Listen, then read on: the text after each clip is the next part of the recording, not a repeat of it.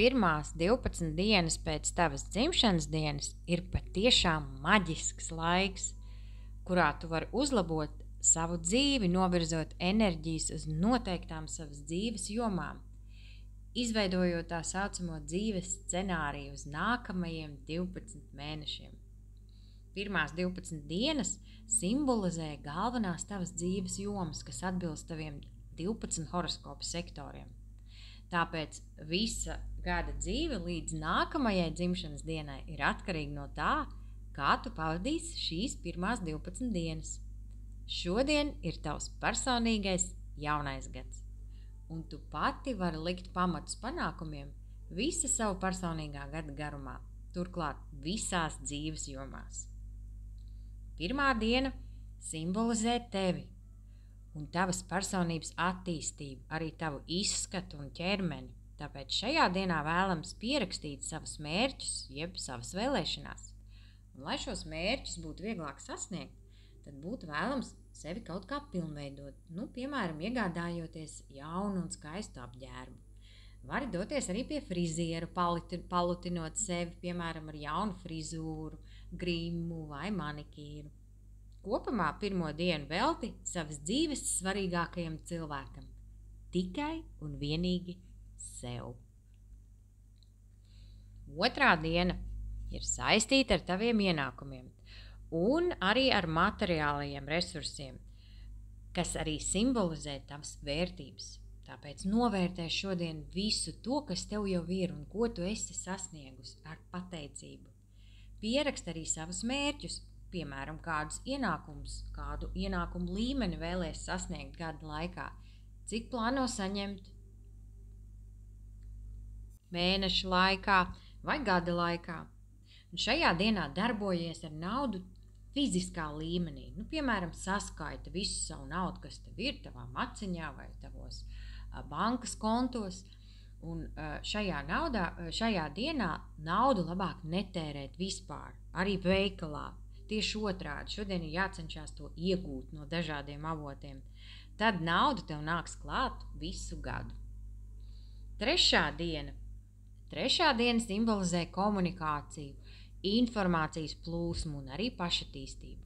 Šajā dienā koncentrējies uz kaut kādu jaunu informāciju vai kaut kādas jaunas lietas apguvi, vai arī vienkārši meklē to informāciju par tām lietām, ko tu vēlies apgūt nākotnē. Varbūt tie ir kādi kursi vai semināri. Vispār šajā dienā ir ļoti labi nodarboties ar informāciju, bet tikai ar pozitīvu informāciju. Pievērs uzmanību arī katram savam vārdam, ko tu saki šīs dienas laikā. Šajā dienā tavām domām un tavām sarunām būtu jābūt tikai pozitīvām, labām, piepildot sevi ar veiksmes un harmonijas vibrācijām. Ceturtā diena simbolizē dzimtu un ģimeni. Ja ģimenes tev vēl nav, tad tu vari aprakstīt savas ideālās ģimenes tēlu, cik cilvēku tajā ir, kādas attiecības jums ir vienam ar otru. Ja tev jau ir ģimene, tad tas ir brīnišķīgi, jo vari rakstīt to, ko vēlies uzlabot. Un šodienu ir ideāli pavadīt mājās, nosvinēt dzimšanas dienu kopā ar visu ģimeni pie svētku galda. Šajā dienā ļoti svarīgi izjust to harmoniju, ne tikai ar ģimeni, bet arī ar radiem, īpaši ar vecākiem un vecvecākiem. Atceries, apzini visus savus senčus šodien ar pateicību. Pateicību par to, ka tu dzīvo, un ar piedošanu tiem, kam tas ir vajadzīgs. Piektā diena simbolizē mīlestību, tavus vaļas priekus, radošumu, baudu un arī bērnus, kas ir mīlestības, baudas un augstākās radīšanas rezultāts. Pieraksti savus mērķus tieši šajās jomās. Ja tev ir bērni, tad pavadi dienu kopā ar bērniem. Esi radoši, noteikti sagādā sev prieku, izklaidējies. Dodies uz restorānu, atpūties kopā ar draugiem. Šodien tu vienkārši nedrīksti garlaikoties. Tev vajag izklaidēties un baudīt dzīvi, jo dzīve ir jāsvin. Sestā diena ir saistīta ar ikdienas rutīnu, arī ar algoto darbu, ar tavu veselību un mājdzīvniekiem. apraksti savu ideālo pašsajūtu.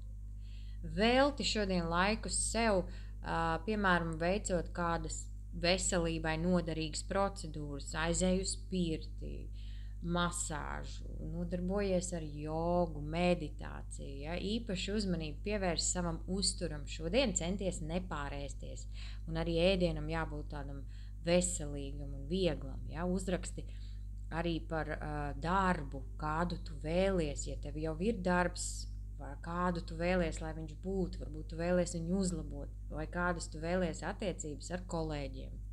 Ja tu esi biznesā, tad uzraksti, kādu biznesa izaugsmi tu vēlētos sasniegt un vēlētos sevi redzēt pēc 12 mēnešiem.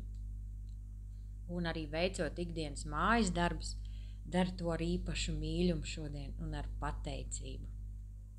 7. diena simbolizē laulību, arī partnerus, gan personīgos, gan biznesa. Šodien pārdomā un pieraksti savus mērķus, izveido to priekšstatu par ideālu laulību, par tavām attiecībām. Ja tev jau ir vīrs vai sieva, tad pavadi šo dienu kopā ar savu mīļoto. Sarīko svētku vakariņas jums diviem, pārunā nākotnes plānus. Pārliecinies par to, ka šajā dienā tu nesūdzies, ja? un nestrīdies ar savu partneri. Nerisini kaut kādus problēmas un strīdus. Tieši otrādi, labāk runā par kaut kādām gaišām, pozitīvām lietām, par jūtām, ja? Parādi, cik ļoti tu novērtē savu partneri, lai jūsu attiecības šajā dienā ir harmoniskas un laimīgas. Un ja iet runa par biznesa partneri, tad tu vari to pašu izdarīt arī ar savu biznesa partneri, pavadīt dienu kopā ar pārunājot jūsu izaugsmes plānus un nākotnes darbības, ja, profesionālajā jomā, kādas izmaiņas jums ir nepieciešams un ko jūs gribētu uzlabot. 8. diena simbolizē finanses. Tā ir sveša nauda. Tā nauda, tās finanses, kuras pieder citiem cilvēkiem. Tie ir arī tavu partneru nauda vai tavu klientu nauda. Šajā dienā ļoti labi, ja tu varētu izvairīties no kaut kādām riskantām darbībām ar finansēm, ja, novirzot enerģiju uz naudas plūsmām. Piemēram, šajā dienā tu vari atvērt kādu bankas kontu un iemaksāt tajā kādu noteiktu summu, kurā vēlies veikt savus uzkrājumus. Ja? Tad šis simboliski šis konts, ja, papildinātos un augtu visa gada garumā. Tāpat šajā dienā, ja tu vari atmaksāt kādu daļu no kredīta, ja tas ir aktuāli, vai atdot parādus, ja tas arī ir aktuāli.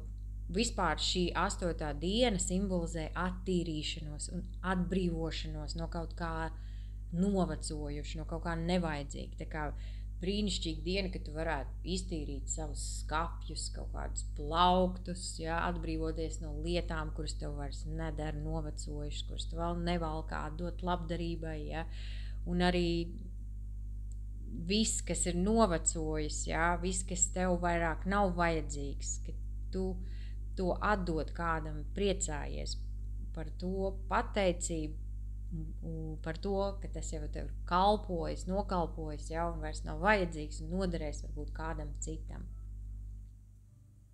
9. diena simbolizē ceļošanu. Tā ir arī mācīšanās, ja, augstākā izglītība, pašattīstība. Ja.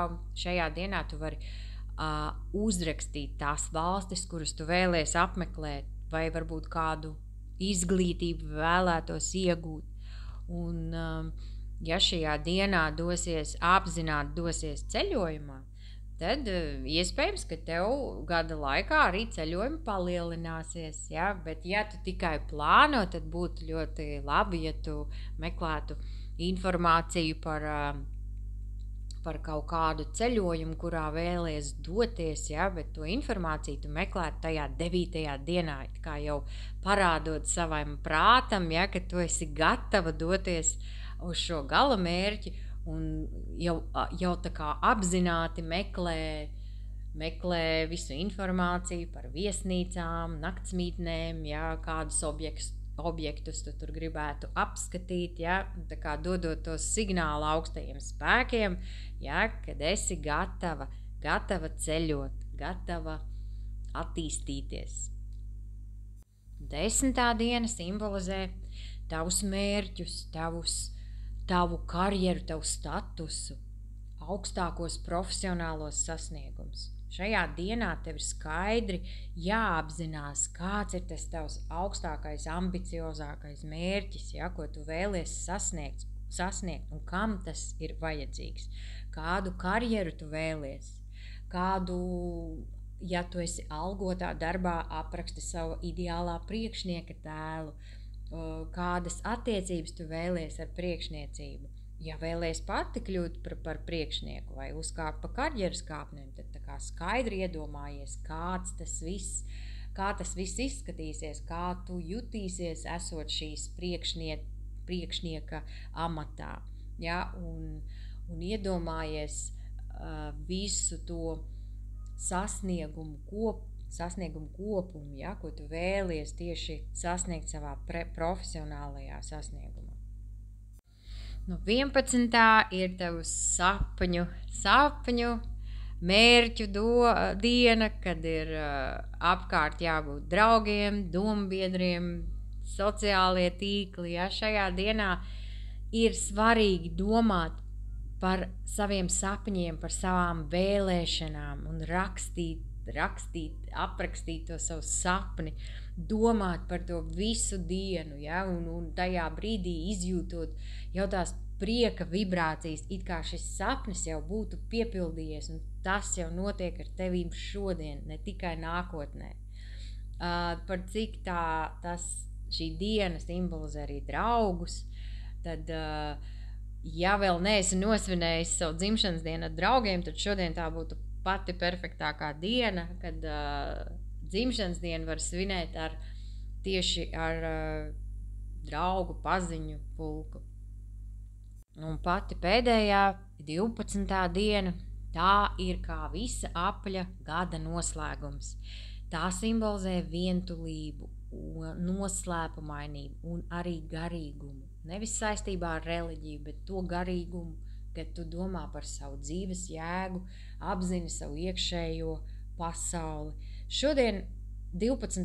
dienā, būtu ļoti svētīgi palikt kaut mazu brītiņu, cik iespējams, vienam klusumā, kur tu varētu meditēt, kaut ko lasīt, kaut kādu noslēpumu par kaut ko nezināmu, ja, un apkopojot visus tos vēlamos rezultātus, ko tu iepriekšējās 11 dienās esi sarakstījusi un izdzīvojusi, apkopot to visu informāciju nākamajam gadam un nevienam par to nestāstīt. Jo tas viss paliek kā ierakstīta vēstule augstākajiem spēkiem un vienkārši ticēt, ka tas viss piepildīsies. Kā? Tas jau vairs nav svarīgi. Tavs uzdevums ir tikai pierakstīt un izdzīvot šīs 12 dienas konkrētā sektorā par konkrētu tēmu, domājot katru dienu savas domas. Un viss pārējais, lai paliek augstāko spēku ziņā.